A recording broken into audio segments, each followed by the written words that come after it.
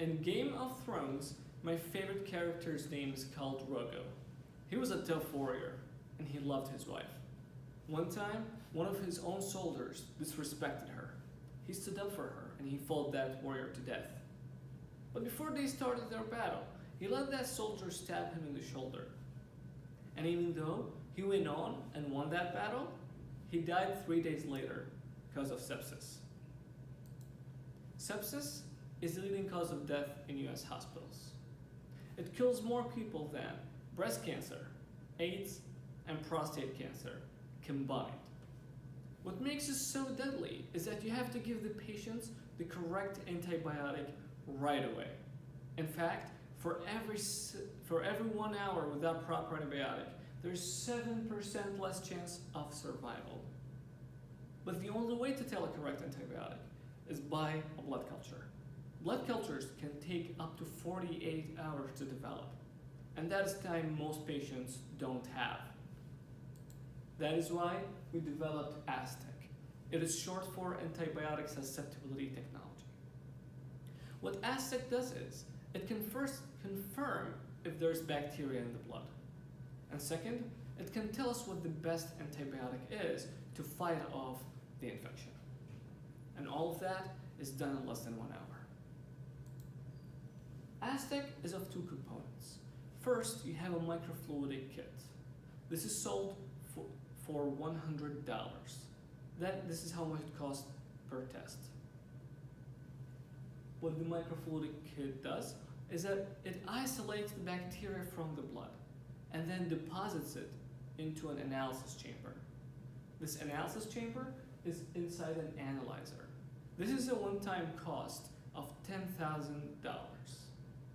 What it does is, it tells us the metabolic activity of the bacteria.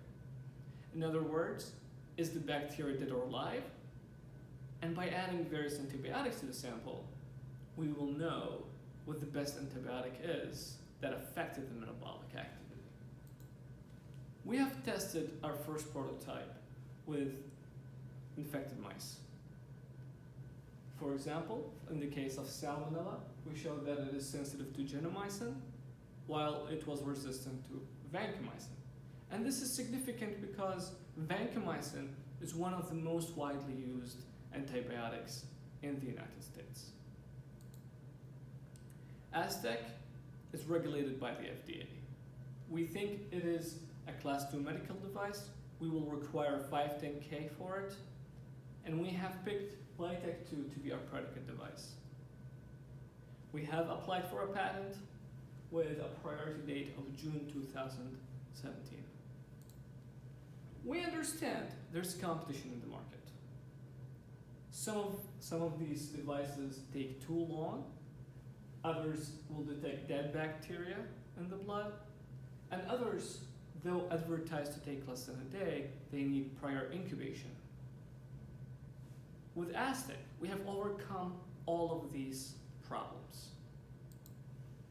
It's a very large market for sepsis diagnostics. It is estimated to be about $1.8 billion. We have built our first prototype, we have validated our technology. And currently, we're working with two sources of funding. First, the state of Maryland, and second, the FDA. We expect to enter the market in June 2022. And by January 2027, we expect our revenue to be about $20 million. And we think that is the best time for us to exit. I have looked at many medical devices startups like Eugris Diagnostics, and they're usually acquired for 15 times their top line revenue. For us, that would be $300 million.